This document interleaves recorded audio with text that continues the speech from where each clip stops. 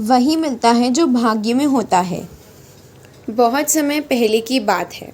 एक साधु अपनी पत्नी के साथ नदी के तट पर रहता था। उन दोनों की कोई संतान नहीं थी। उनकी बड़ी इच्छा थी कि कम से कम एक संतान उनके यहाँ ज़रूर हो।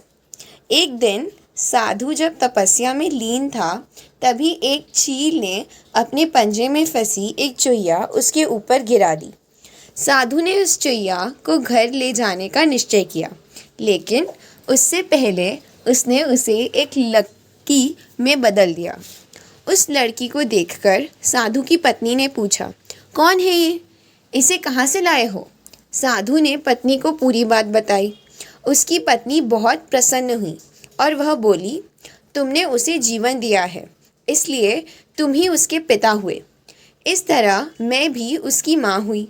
हमारे यहाँ कोई संतान नहीं थी, इसलिए भगवान ने इसे हमारे पास भेजा है।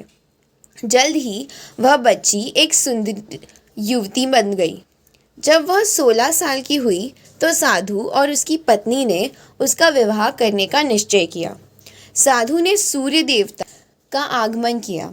जब सूर्य देवता उसके सामने आए तो साधु ने उनसे उसकी बेटी से विवाह करने का अनुरोध किया। हालांकि लड़की को यह विचार अच्छा नहीं लगा और उसने कह दिया, क्षमा कीजिए, लेकिन मैं सूर्य देवता से विवाह नहीं कर सकती क्योंकि वह बहुत गर्म है। निराश साधु ने सूर्य देवता से कहा कि अब वे ही उसकी लड़की के लिए कोई सुयोग्य वर सुझाए। सूर्य देवता ने कहा, बादलों के देवता से आपकी लड़की की जोड़ी सही बैठेगी क्योंकि वे ही धूप की गर्मी से उसकी रक्षा कर सकते हैं।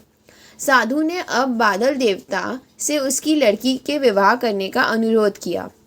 इस बार भी लड़की ने विवाह से इनकार कर दिया और बोली, मैं इस काले व्यक्ति से विवाह नहीं करूँगी। इसके अलावा बादलों की गरज से मुझे डर भी लगता है। साधु फिर से उदास हो गया और उसने बादल देवता से अनुरोध किया कि वे ही कोई सुयोग्य वर सुझाए। बादल देवता ने कहा, पवन देवता के साथ इसकी जोड़ी अच्छी रहेगी क्योंकि वे आसानी से मुझे उड़ा सकते हैं। साधु ने अब पवन देवता से विवाह का अनुरोध किया। इस बार भी लड़की ने विवाह से इनकार कर दिया और बोली, मैं ऐसे अस्थिर व्यक्ति से विवाह नहीं कर सकती जो हर समय यहाँ वहाँ उड़ता रहता है। साधु काफ़ी परेशान हो गया। साधु ने पवन देवता से ही कोई सुयोग्य वर सुझाने को कहा। पवन देव ने जवाब दिया, पर्वतों के राजा बहुत मजबूत और स्थिर है। वे बेहती हुई हवा को भी आसानी से रोक सकते हैं। उनसे आपकी लड़की की जोड़ी सही बैठेगी।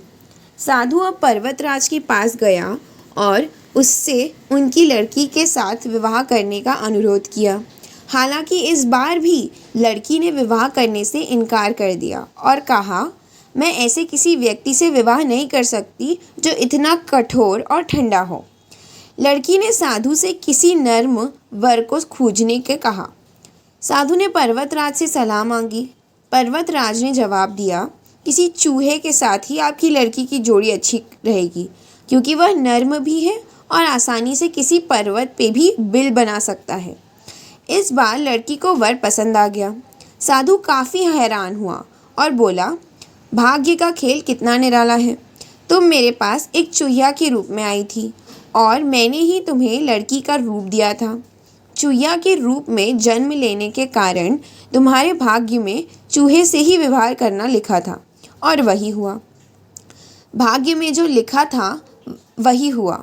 साधु ने फिर से प्रार्थना शुरू कर दी और लड़की को दोबारा से चूहिया बना दिया। जो हमारे भाग्य में लिखा है, हमें ना ही उससे कम ना ही उससे ज़्यादा, कुछ नहीं, बस वही चीज़ मिलती है। दोस्तों, आशा है आपको मेरी यह कहानी पसंद आई होगी। कृपया मुझे सहयोग करें। नीचे सब्सक्राइब को क्लिक कर ऑल वाली घंटी का बटन दबाएं ताकि मेरे हर अपडेटेड वीडियो का नोटिफिकेशन आपको मिलता रहे। लाइक का बटन दबाएं, अपने इष्ट मित्रों को शेयर करें और कमेंट्स में जाकर अपने कमेंट्स देकर मार्गदर्शन एवं प्रोत्साहन देकर अपना सहयोग प्रदान करें। धन्यवाद।